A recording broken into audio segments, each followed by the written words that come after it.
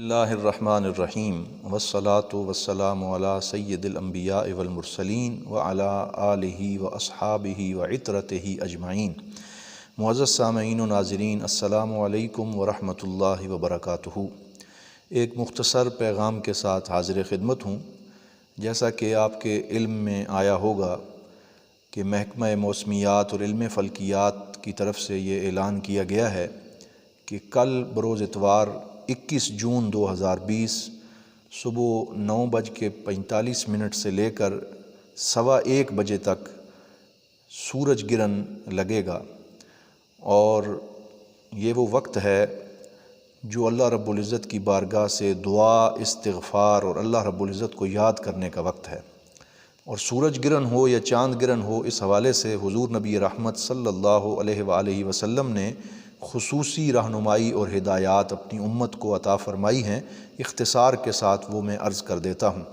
حضور نبی رحمت صلی اللہ علیہ وآلہ وسلم کے دور میں جب بھی سورج گرہن ہوا یا چاند گرہن ہوا،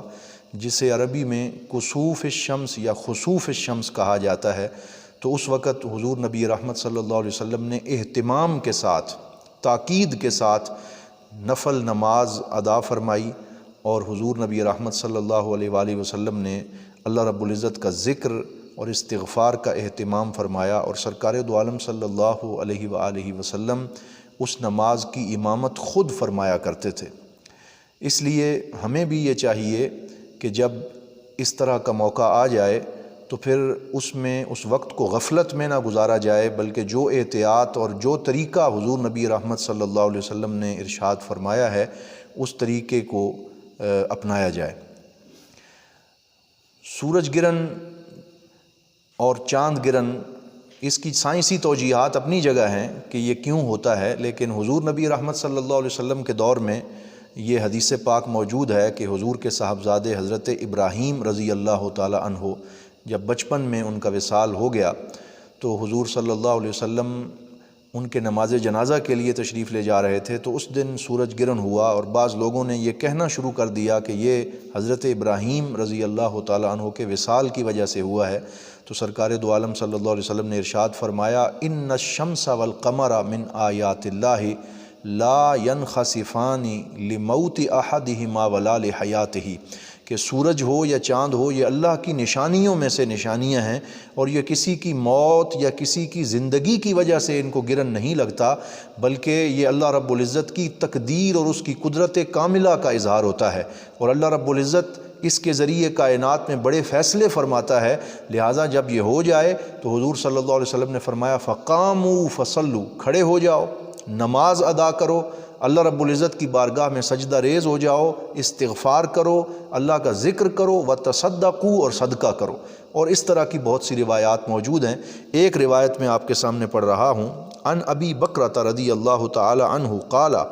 کنا عند رسول اللہ صلی اللہ علیہ وسلم، حضور کے صحابی حضرت ابو بکرہ رضی اللہ تعالی عنہ فرماتے ہیں کہ ہم رسول اللہ صلی اللہ علیہ وسلم کی بارگاہ میں تھے، فانکسفت الشمس، تو سورج گرہن لگ گیا،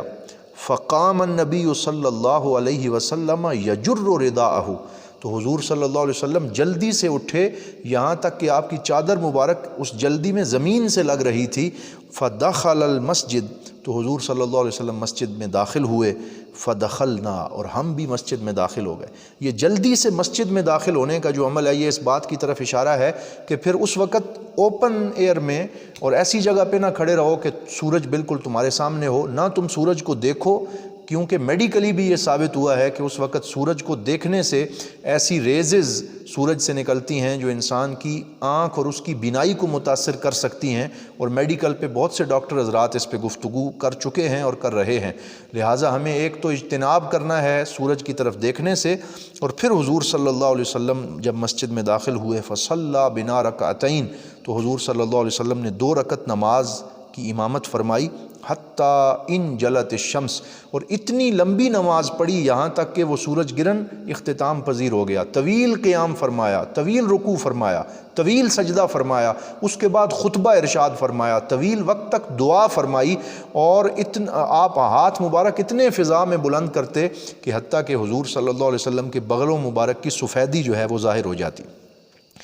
اس وقت سرکار نے فرمایا ان الشمس والقمر لا ينکسفان لموت احد، یہ کسی کی موت یا زندگی کی وجہ سے ظاہر نہیں ہوتا، فاذا رأیتموہما، جب تم یہ دونوں نشانیاں دیکھو، فصلوا، نماز پڑھو، ودعوا، اللہ سے دعا کرو، حتی ینکشف ما بکم، یہاں تک کہ وہ کیفیت جو طاری ہے وہ ختم ہو جائے۔ یہ صحیح بخاری شریف کی روایت ہے۔ تو لہٰذا کل کا جو دن ہے اس میں اس بات کا خصوصی اہتمام فرمائیں کہ آپ جہاں بھی ہیں، اپنے گھر میں ہیں، مساجد میں ہیں، تو اگر تو ہو سکے تو اس کی باجماعت نماز کا اہتمام کریں، 2 رکعت نماز پڑھیں یا 4 رکعت نماز ادا کریں، اور اس میں امام طویل قرات کرے اور اس کے بعد طویل وقت تک اللہ رب العزت کی بارگاہ میں دعا کی جائے۔ اگر آپ اپنے گھر میں ہیں تو بے شک اپنے گھر میں رہتے ہوئے اللہ رب العزت کی بارگاہ میں سجدہ ریز ہو جائیں، استغفار کریں۔ اور یہ جس پیریڈ سے اور جس وقت سے امت مسلمہ گزر رہی ہے، اور کرونا وائرس کے یہ جو ایام ہیں، ان دنوں میں اور زیادہ ضروری ہو گیا ہے کہ ہم کثرت کے ساتھ اپنے رب کو یاد کریں، اجتماعی دعائیں مانگیں کل کے دن کہ اللہ رب العزت ہمیں معاف فرمائے اور پورے ملک اور قوم سے اس وبا کا خاتمہ فرمائے، اور اللہ رب العزت کل کا یہ جو دن ہے اس کے ذریعے امت مسلمہ کے استغفار اور دعاؤں کے ذریعے رحم فرمائے، اور پوری امت مسلمہ کی حالت زار جو ہے اس کو اللہ تعالیٰ بہتر فرما دے، رحم فرما دے۔ تمام امت مسلمہ کو یہ دعوت دے رہے ہیں کہ آپ کل جو ہے وہ اجتماعی استغفار، توبہ اور دعاؤں کا اہتمام کریں، صدقہ و خیرات کریں، تاکہ اللہ رب العزت ہم سب پہ مہربانی فرمائے اور امت مسلمہ سے یہ مصیبت ٹل جائے۔ اللہ رب العزت حضور صلی اللہ علیہ وسلم کی سنتوں پر اور سیرت پاک پر عمل کی توفیق عطا فرمائے۔ وآخر دعوانا ان الحمد للہ رب العالمین۔